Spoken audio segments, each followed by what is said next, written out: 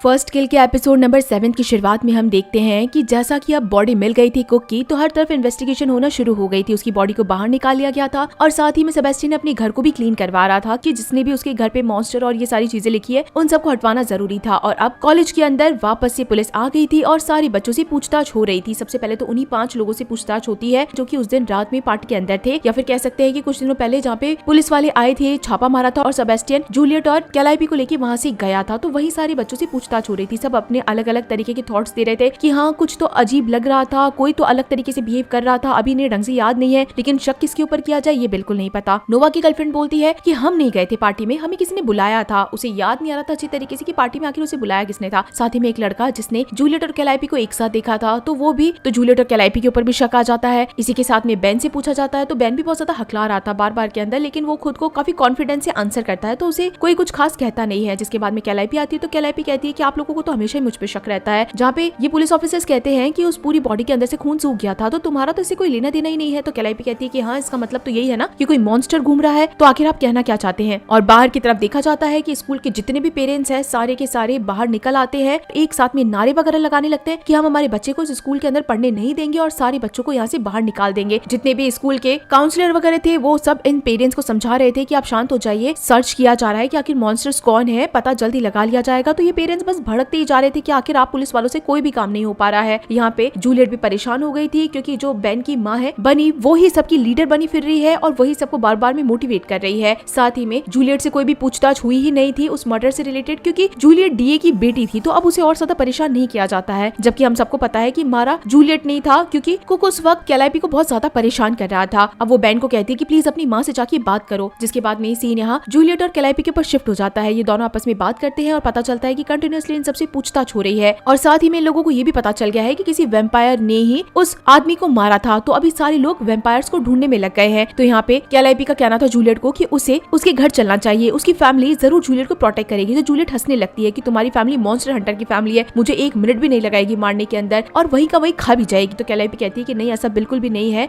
मेरी फैमिली वाले तुम्हें बिल्कुल भी नुकसान नहीं पहुंचाएंगे, तो मुझ पे विश्वास करो, हमें चलना चाहिए। तो जूलियट कहती है कि हमारा रिलेशन ऐसा नहीं है कि हम तुम्हारी फैमिली के पास में चले जाए। जहाँ पे कैलाइपी कहती है तो ठीक है फिर आज जाके देख ही लेते हैं कि आखिर वो लोग हमें एक्सेप्ट करते हैं या नहीं करते हैं, तुम्हें मेरे साथ चलना चाहिए, हम मिलकर तुम्हें प्रोटेक्ट कर लेंगे। जिसके बाद में सीन यहाँ थियो और अपोलो के ऊपर शिफ्ट हो जाता है। अब अपोलो यहाँ पे किसी को बुलाकर लेकर आता है। इनके घर के अंदर एक सीक्रेट चैम्बर था जिसके दरवाजे का लॉक सिर्फ और सिर्फ पेरेंट्स को पता था, लेकिन बाद में पता चलता है कि थियो को भी पता था इसका दरवाजे का लॉक, और वहाँ से कोई इंपॉर्टेंट पर्सन ही आ सकते हैं, कोई बाहर का इंसान नहीं आ सकता है क्योंकि दरवाजा बहुत खुफिया जगह पे था। यहाँ पे असल के अंदर एक तरीके से एक हैकर को बुलाया गया था। कह सकते हैं कि जो इनकी मॉन्स्टर हंटर कम्युनिटी के अंदर भी कुछ ऐसे हैकर्स हैं जो कि काफी सारे राज जानते हैं, और अब थियो को एक तरीके की हैकिंग करनी थी। अपने पुराने टाइम के अंदर जाके उसे बस पता लगाना था कि आखिर उसकी मेमोरीज को किसने इरेज किया था और साथ ही साथ में उसकी माँ का कौन कातिल है। अभी तक भी अपोलो को इस चीज के बारे में कुछ भी नहीं पता था और बस वो अपने भाई की मदद करता है और कहता है कि हाँ ठीक है मैं तुम्हारे लिए इन वीडियोस को चेक कर दूंगा। दूसरी तरफ टालिया अपने सारी की सारी बंदूकों को पैक कर रही थी क्योंकि इन लोगों को जल्दी इस जगह से शिफ्ट करना था। और अब कैलाइपी भी यहाँ पे आ गई थी और अपने पेरेंट्स को कहती है कि आप लोग बिल्कुल शांत रहिएगा, मैं आपको किसी से मिलवाना चाहती हूँ। और इसी वक्त वो जूलियट को लेकर आती है। तो टालिया और जैक दोनों ही गन्स और हथियार उठा लेते हैं ताकि वो जूलियट को मार सके और बहुत ज्यादा प्रोटेक्टिव मोड में आ जाते हैं। तो कैलाइपी कहती है कि शांत हो जाइए, प्लीज प्लीज इसे मत मारिए, मैं इसे अपने साथ लेके आई हूँ, इसे मदद की जरूरत है और मैं इसकी मदद जरूर करूंगी, आप लोगों को शांत होना पड़ेगा। तो जैक और टालिया गुस्से के अंदर थे कि आखिर ये लड़की घर के अंदर घुस कैसे रही है, इसे बाहर निकालो यहाँ से। तो कैलाइपी कहती है कि पहली बार नहीं है कि ये इस घर के अंदर आई है, इसका मतलब है कि जूलियट पहले भी इस घर के अंदर आई हुई है। और कैलाइपी कहती है कि जब आप दोनों शांत हो जाए तब आके मुझसे बात करिएगा, मुझे आप लोगों से सच में बात करनी है। कैलाइपी जूलियट को अपने साथ ऊपर अपने कमरे में ले जाती है और टालिया और जैक एक दूसरे से बात करते रह जाते हैं कि आखिर ये क्या हुआ, ये दोनों क्या बात कर रहे हैं, इन दोनों ने ये क्या करने के बारे में सोचा है, आखिर ये लड़की हमारे घर के अंदर क्या कर रही है। जैक तो सच के अंदर जूलियट को मारना चाहता था, लेकिन टालिया वहाँ पे थोड़ी समझदारी दिखाती है और कहती है कि एक बार पहले हमें हमारी बेटी से बात करनी होगी कि आखिर चल क्या रहा है। जिसके बाद में टालिया और जैक दोनों ही ऊपर आते हैं अपनी बेटी से बात करने के लिए कैलाइपी से। तो कैलाइपी उसे समझाती है कि कैसे जूलियट को जरूरत है इन लोगों की प्रोटेक्शन की, क्योंकि बाहर सब लोग वेम्पायर्स को ढूंढ रहे हैं और ये लोग वेम्पायर हंटर की फैमिली से बिलोंग करते हैं। तो ऑब्वियस सी बात है कि ये लोग इस वेम्पायर को अच्छे से प्रोटेक्ट भी कर सकते हैं, क्योंकि अगर ये घर गई तो आराम से उसके घर पे मॉन्स्टर ही मॉन्स्टर भरे पड़े हैं। तो टालिया और जैक का कहना था कि आखिर हम इस लड़की को क्यों प्रोटेक्ट करेंगे। और आखिरकार कैलाइपी अब यहाँ पे सारा का सारा सच बता ही देती है कि जो कुक है उसे किसी ने मारा नहीं है, बल्कि उसे कैलाइपी ने ही मारा था। लेकिन तभी यहाँ पे पीछे से जूलियट आ जाती है और सारा का सारा इल्जाम खुद के ऊपर ले लेती है। तब यहाँ पे दोनों रिवील करते हैं कि कैसे कुक ने कैलाइपी को अरेस्ट करने की कोशिश करी थी, उसे किडनैप करने की कोशिश करी थी, उसे अपने साथ में गिल्ड क्लब लेके जा रहा था और वहाँ पे उसे जेल के अंदर डलवा देता। और जब ये बात इसके पेरेंट्स को पता चलती है कि कुक ने उसकी बेटी के साथ में बहुत बहुत बुरी चीज करी है, तो वो वैसे गुस्से के अंदर आ जाते हैं और कहते हैं कि अगर तुम उसे नहीं मारते तो हम लोग पक्का उसे जान से मार देते, तो तुमने तो जो भी करा है बहुत अच्छा ही करा है। तो कैलाइपी बार बार में एक ही चीज कहती है कि आज जूलियट अगर नहीं होती तो वो मुझे जान से मार देता, तो आज अगर मैं जिंदा हूँ तो सिर्फ और सिर्फ जूलियट के चक्कर में जिंदा हूँ। तो इस चक्कर के अंदर टालिया और जैक थोड़ी देर के लिए शांत हो जाते हैं और बात सुनने की कोशिश करते हैं कि आखिर कैलाइपी और क्या कहना चाहती है और जूलियट को ये लोग किस तरीके से सेव कर पाएंगे। लेकिन जो भी था, ये लोग जूलियट की मदद नहीं कर पाएंगे, उसे जाना पड़ेगा यहाँ से। कुछ देर की बात है, जूलियट को 10 मिनट का टाइम दिया जाता है कि वो कैलाइपी को गुड बाय कर दे और इस घर को छोड़ के चली जाए, क्योंकि ये लोग तो खुद भी यहाँ से जगह छोड़ के जाने वाले हैं। और यहाँ पे अब कैलाइपी बुरी तरीके से पागल हो गई थी, क्योंकि वो जूलियट को छोड़ना ही नहीं चाहती थी, वो उससे बिल्कुल भी अलग नहीं रह सकी। जिसके बाद में सीनिया बेन के ऊपर शिफ्ट हो जाता है, जो कि अपनी माँ बनी से मिलने के लिए आया था, और वो देखता है कि कैसे बनी मॉन्स्टर से लड़ने के लिए काफी सारी चीजों का इंतजाम कर रही थी। वो बनी को समझाने की बहुत कोशिश करता है कि अगर क्या हो कि सारी मॉन्स्टर इतने बुरे नहीं हो, कुछ मॉन्स्टर्स अच्छे भी होते हैं, और कैसा हो कि अगर बेन खुद मॉन्स्टर बन जाए तो बनी कहती है कि ध्यान रखना, मैं तुम्हें सबसे पहले खुद अपने हाथों से मारूंगी, तुम्हें जान से मार डालूंगी, तुम आखिर जिंदा भी कैसे रह सकते हो। यहाँ पे मॉन्स्टर का बहुत बड़ा आतंक छाया था, लोग पागल हो गए थे, एक दूसरे को जान से मार दिया करते थे। तुम्हें उस वक्त के बारे में कुछ भी नहीं पता, लेकिन जो हमारा मैम का ग्रुप है, जो हमारी मदर्स का ग्रुप है, वो तुम सारे बच्चों का प्रोटेक्शन करेगी, इन सारे मॉन्स्टर्स को यहाँ से हटा देंगे। बेन अपनी माँ को समझा ही नहीं पाता किसी भी तरीके से। जिसके बाद में सीनिया वापस से जैक और टालिया के ऊपर ही शिफ्ट हो जाता है। ये दोनों बस सोच ही रहे थे कि आखिर जूलियट कितनी देर इनके घर के अंदर रहेगी और कितनी देर के अंदर ये लोग उस फैमिली को मार पाएंगे, क्योंकि ये लोग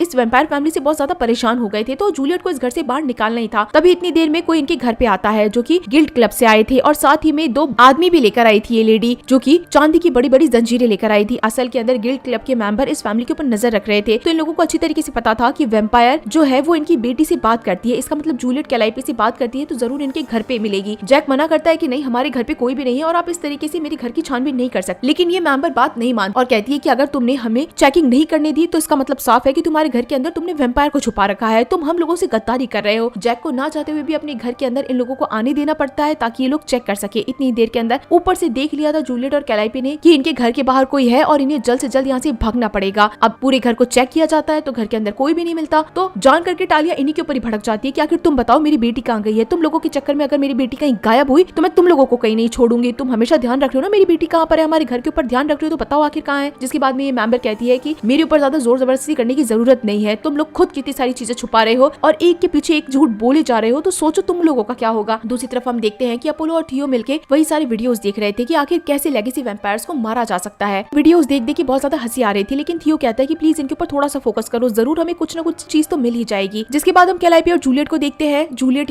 कैलाइपी यहाँ पे अपने भाई की कार ले आई थी, जो कि घर पे बता के भी नहीं लेके आई थी, और अब जूलियट को छुपने की सच में एक जगह चाहिए थी। अगर वो अपने घर पे जाती तो घर वाले भी उसे रोक लेते या फिर परेशान करते या फिर मॉन्स्टर बनने के लिए बार बार में तंग करते। तो इस चक्कर के अंदर वो फाइनली अपने भाई ओलिवर को कॉल कर देती है। ओलिवर अपने बहन की बात सुन के बहुत ज्यादा खुश हो जाता है कि आखिर जूलियट को समझ में आ ही गया है कि अब उसे सच में क्या करना है। जूलियट कहती है कि देखिए मुझे अभी कुछ ज्यादा समझ में नहीं आ रहा है, लेकिन मुझे आपके घर पे आना है तो मैं आपके घर पे आ रही हूँ। ओलिवर बहुत ज्यादा खुश हो जाता है कि फाइनली उसकी छोटी बहन उसके घर पे आ रही है। तब हम यहाँ पे ओलिवर के साथ उसकी गर्लफ्रेंड को भी देखते हैं, जो कि एक विच थी, और ये दोनों अपना ही टाइम स्पेंड करने लगते हैं। बहुत ज्यादा ही खुश हो जाते हैं कि फाइनली उसकी बहन घर पे जो आ रही है। दूसरी तरफ अपोलो को यहाँ पे वीडियो के अंदर देखते देखते उसे रिंग के बारे में पता चलता है, जैसे कि ओलिवर ने रिंग पहन रखी थी। अगर रिंग्स के बारे में ज्यादा से ज्यादा जानकारी इन्हें मिल गई तो इन्हें ये भी पता चल जाएगा कि लेगेसी वैम्पायर्स कहाँ पर है और कौन कौन से वैम्पायर्स हैं। लेकिन इतनी ही देर में यहाँ पे गिल्ड क्लब के मेंबर्स आ जाते हैं, जो कि इसी हैकर को देख के बहुत ज्यादा गुस्सा करते हैं कि आखिर तुम्हारे घर के अंदर किस किस तरीके की एक्टिविटी चल रही है। ये चीज देख के तो टालिया और जैक भी कंफ्यूज हो जाते हैं कि आखिर इनके घर के अंदर ये हैकर कर क्या रहा है, ये लोग किस तरीके की इलीगल एक्टिविटी कर रहे हैं। और 5 मिनट के अंदर इस हैकर को भेजने के लिए ऑर्डर दिया जाता है। टालिया यहाँ पे बात करती है और कहती है कि देखिए मुझे भी नहीं पता है कि आखिर ये सब हो क्या रहा है, लेकिन आप बार बार के अंदर आके मेरे घर वालों का इस तरीके का स्ट्रेस नहीं दे सकते। लेकिन ये गिल्ड क्लब की मेंबर बोलती है कि तुम खुद फंसती जा रही हो, एक के बाद एक तुम खुद देखो कि तुम्हारे घर में चल क्या रहा है। जिसके बाद इस हैकर को भेज दिया जाता है और अब टालिया अपने दोनों बेटों अपोलो और थियो से बातचीत करके आखिर तुम लोग करना क्या चाहते हो, मुझे विश्वास नहीं होता कि आखिर तुम लोग ये कर क्या रहे हो। और अब दूसरी तरफ इनकी बेटी भी गायब थी। ये दोनों भाग के बस निकल ही रहे थे, जूलियट और कैलाइपी, और तभी इन्हें पता चलता है कि बाहर चेकिंग चल रही है और ये लोग गाड़ी मोड़ भी नहीं पाते और इन्हें गाड़ी रोकनी पड़ती है। तभी एक पुलिस ऑफिसर थी जो कि सारे वैम्पायर्स को चेक कर रही थी। अब खैर जूलियट एक लेगेसी वैम्पायर है तो उसके ऊपर इतनी रोशनी का कोई फर्क पड़ता नहीं है, लेकिन यहाँ पे ये पुलिस ऑफिसर सबको प्योर चांदी से भी टेस्ट कर रही है। अब कैलाइपी तो एक वैम्पायर नहीं है तो वो इस चांदी के कॉइन को आराम से टच कर लेती है, लेकिन जैसे जूलियट इसे टच करती है तो उसका हाथ बुरी तरीके से जलने लग जाता है। ये कहीं ऑफिसर देख ना ले इस चीज को, इसी चक्कर में कैलाइपी गाड़ी को आगे भगा देती है। तो पुलिस ऑफिसर कहती है कि आखिर तुम लोग रात में कहाँ जा रहे हो। तो कैलाइपी कहती है कि मैं बस जूलियट को छोड़ने के लिए जा रही हूँ। तब ये पुलिस ऑफिसर कहती है कि कोई दिक्कत नहीं है, अब तुम्हें छोड़ने के लिए मैं जाऊंगी। ये दोनों तो घर पे जाना ही नहीं चाहती थी और ये पुलिस ऑफिसर बेमतलब इनके पीछे पड़ जाती है। दूसरी तरफ टालिया अब यहाँ पे थियो और अपोलो को बिठा के पूछने लगती है कि आखिर तुम दोनों मेरे बेटे हो कि ये सब क्या करना चाहते हो, जिसके ऊपर थियो फाइनली अपना मुंह खोलता है और सब कुछ बताने लगता है कि वो किस तरीके से परेशान है। थियो इनका असल के अंदर बेटा नहीं था, बल्कि थियो को तो अडॉप्ट किया गया था जब वो बहुत छोटा था, 7-8 साल का था। तब उसकी माँ को मार दिया गया था और कोई भी जानना ही नहीं चाहता कि आखिर उसकी माँ को किसने मारा, कोई भी नहीं बताना चाहता। वो बस किसी और का खून है और इस घर में बस रह रहा है। ये बातें जब टालिया सुनती है तो उसे बहुत बुरा लगता है और कहती है कि तुम्हारे मन में इतना कुछ चल रहा था, तुमने मुझे आखिर आज तक बताया क्यों नहीं ये सब। और थियो इस वक्त बिल्कुल अकेला रहना चाहता था, लेकिन टालिया उसे बुलाती है, उसे समझाती है, उसे गले से लगाती है और कहती है कि देखो तुम अगर इतने ज्यादा परेशान थे तो मुझे एक बार तो कहते। मैं समझती हूँ कि आखिर तुम्हें सब कुछ जानना है, लेकिन ये सही तरीका नहीं है, तुम्हें भी इन चीजों को समझना पड़ेगा, इससे हमारी पूरी फैमिली खतरे में आ जाएगी। और तुम्हें कभी भी बात करने का मन करे तो तुम मुझसे कर सकते हो। जिसके बाद में टालिया यहाँ से चली जाती है और अपोलो को भी कहती है कि चलो यहाँ से। तब अपोलो जाने से पहले थियो को कहता है कि भाई मुझे एक बार तो बताता कि आखिर तू इतना ज्यादा परेशान है और इस चीज को खोज रहा है। तो थियो यहाँ पे कहता है कि मुझे पक्का पता है कि मैं लेगेसी वैम्पायर को ढूंढ सकता हूँ। जब से मैंने वो विखंडन करा था, वो सेपरेशन मेथड करा था, तब से मुझे अलग अलग तरह के सपने आने लगे थे। मुझे सपने के अंदर अपनी माँ दिखने लगी थी कि उसे किसी वैम्पायर ने काटा है, उसके दांत गायब हो गए हैं और मैं बस अपनी माँ के कातिल को ढूंढना चाहता हूँ। कुछ भी हो जाए मैं बस उसे मार के ही रहूंगा। तब यहाँ पे अपोलो का दिमाग चलता है और उसे पता था कि आखिर उसे इस चीज की इन्फॉर्मेशन कौन दे सकता है, क्योंकि वो किसी ऐसे वैम्पायर को जानता है जो कि बिल्कुल उसकी जैसी है और शायद उसे समझती भी है। जिसके बाद में हम यहाँ पे उसी पुलिस ऑफिसर को देखते हैं जो कि इस वक्त जूलियट के घर पे आ गई थी, यानी कि डीए के घर पे। और यहाँ पे जूलियट और कैलाइपी दोनों को ही अंदर जाने के लिए कहती है। हालांकि ये जो वैम्पायर था सेबेस्टियन, वो कैलाइपी को देख के थोड़ा सा भड़क जाता है, लेकिन पहले तो एक बार लड़कियों को अंदर ले लेता है। इसी वक्त पुलिस ऑफिसर किसी को कॉल करती है और कहती है कि मुझे पता चल गया है कि आखिर मॉन्स्टर यहाँ पे कौन है। दूसरी तरफ हम यहाँ पे थियो और अपोलो को देखते हैं जो कि इस वक्त किसी क्लब के बाहर थे। अपोलो को अच्छी तरीके से पता था कि वो किससे मिलने वाला है। थियो उसके साथ जाना चाहता था, लेकिन अपोलो मना कर देता है कि नहीं, एक बार मुझे बात करने दो, मुझे पता है कि वो किस तरीके के इंसान है और वो मेरे सामने किस तरीके से बातें उगलती है और मैं उसे किस तरीके से उगलवा पाऊंगा। थियो उसे बहुत समझाता है कि प्लीज उसे उसके साथ जाने दे, लेकिन अपोलो मना कर देता है और कहता है कि नहीं, मुझे ही जाने दो, मुझ पे विश्वास रखो, मैं तुम्हारे लिए सारी चीजें पता करके ले आऊंगा, बस तुम्हें अंदर आने की जरूरत नहीं है। थियो इस चीज के लिए कहीं ना कहीं अपोलो को बहुत शुक्रिया करता है कि वो उसकी इतनी ज्यादा केयर करता है, उसके भाई होने का इतना ज्यादा फर्ज निभा रहा है, तो वो इमोशनल भी था इस चीज को लेकर। दूसरी तरफ यहाँ पे जूलियट और कैलाइपी एक साथ के अंदर थे और साथ ही में मार्गो और सेबेस्टियन भी थे। वो ऑब्वियस सी बात है कैलाइपी को देख के एक सेकंड में मार सकते थे क्योंकि वो मॉन्स्टर हंटर थे और यहाँ पे जितने भी थे ये सारे के सारे वैम्पायर्स ही थे। लेकिन जूलियट और कैलाइपी दोनों ही यहाँ पे अच्छा खासा भाषण देके चले जाती है इन दोनों माँ बाप को कि बाहर हर कोई वैम्पायर्स को ढूंढ रहा है। तो अगर कैलाइपी ने अपना मुंह खोल दिया कि आखिर कुक को किसने मारा था तो सबके सब फंसेंगे। जैसा कि जूलियट ने ही कुक को मारा था तो बेमतलब में उसकी बेटी फंसेगी, तो इस चक्कर के अंदर कैलाइपी अपना मुंह बंद रखेगी और वो थोड़ी देर के लिए यहीं पे रुकेगी। इतनी देर में यहाँ पे ओलिवर आ जाता है। तो यहाँ पे जूलियट बोलती है कि मैं बस तुम्हारे पास में आने ही वाली थी, लेकिन हम गलती से यहाँ पे आ गए, पुलिस ऑफिसर हमारे पीछे पड़ गई थी। तो ओलिवर कहता है कि अरे कोई दिक्कत नहीं है, मुझे पता था कि तुम मेरे पास नहीं आओगी, तो यहाँ तो आओगी ही आओगी। अब इस चक्कर के अंदर जूलियट की माँ मार्गो और सेबेस्टियन दोनों पूछते हैं जूलियट से कि आखिर ये तुम्हारा भाई यहाँ पे क्या कर रहा है और ये तुम्हें लेने के लिए क्यों आया। तब ओलिवर खुद अपना मुंह खोल देता है और कहता है कि तुम्हारी बेटी को इंसान बनना है, बिल्कुल मेरे जैसे, उसे मदद चाहिए थी और तुम लोगों से वो डर रही थी। लेकिन अब यहाँ पे जूलियट को समझ में आ गया था कि ये दोनों बाप बेटे आपस के अंदर ही लड़ लेंगे। तो इतनी देर के अंदर जूलियट और कैलाइपी तो यहाँ से चले जाते हैं। पीछे से ओलिवर और सेबेस्टियन एज यूजुअल लड़ना शुरू कर देते हैं। फाइनली